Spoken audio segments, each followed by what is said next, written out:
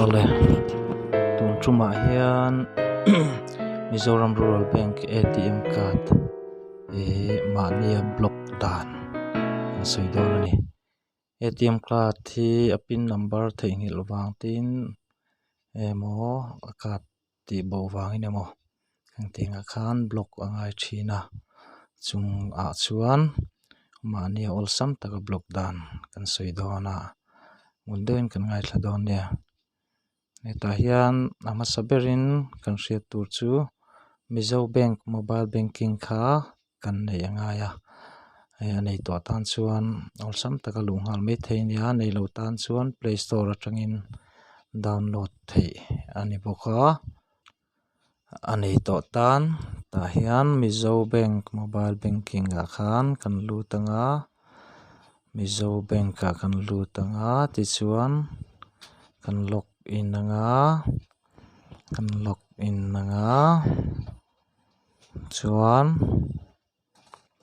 login zo hian hei menu options a kha alo om ta chuan menu options a khan hei he ta hnuai a khan request ti kha oma request a khan kan lutanga chuan hei ta hian alo injeka hotlist debit card ti te schedule payment view and delete ti te ATM activation le deactivation om boka ATM channel and limit control la oma ta hian ATM card ina limit chin khamanin kan set thei boka hingte po hi video le peka kan ron soi le don ani tuna chuan ATM card kan block du ni chuan ta hian hotlist debit card ta hian kan lutanga ta hian account number select tur omani account number oma ta chuan mani saving banks account kami account ATM card kan nei na account kha kan select anga ta chuan debit card number ATM card number a kha ron lang ani tan ATM card kha pahnih kan nei ni chuan lo lang ve ve dona CIF number pakhat hmanga account kan hon te reng reng kha chu ti chuan tuna hian an hnuaiah hian reason a awm bawk ta reason a hian enge kan block du chhana kha pakhat 9 card loss ania pakhat 9 card damage ania pahnihna pathumna hian card not received ania pathumna hian hei card destroyed ania hei card bo wangte card chhiat wangte le ATM card kan account atanga siam anga langsi amaro chu card kan don lo kha om the ni khang chi sang sang kha oma kan du ber kan thlang don ni tuna hian card loss hi card ti bo awanga block duang khan lo ni taila card loss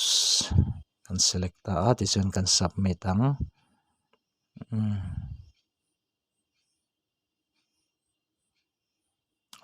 ta hian kan submit ta ti hian account number le ATM card te oma ti chuan hnuaiah hian reason a khan a chan chu card kan ti bo wang khan he ti chuan ta hian i ti pin a kha transaction kan ti a pianga kan chhutlu pin a kha kan chhulut to mai don ani ta hian i ti pin a kha transaction pin a kha i chhulut anga ti chuan i confirm anga ta chuan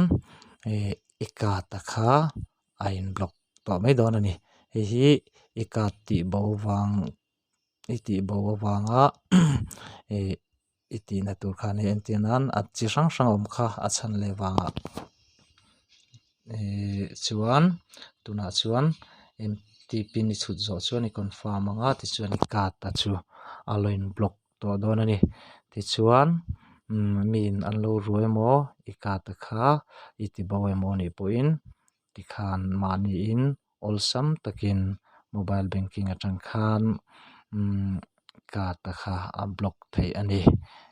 khati khan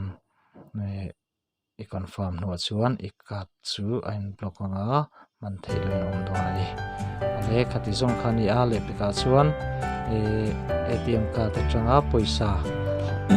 lak chuat thei chin limit chin set dan control lang kha soi le non ne mai sa tu te invite chung kan loma video ke lo like sika subscribe te po lo subscribe sak le nge turin ne nan la chung ne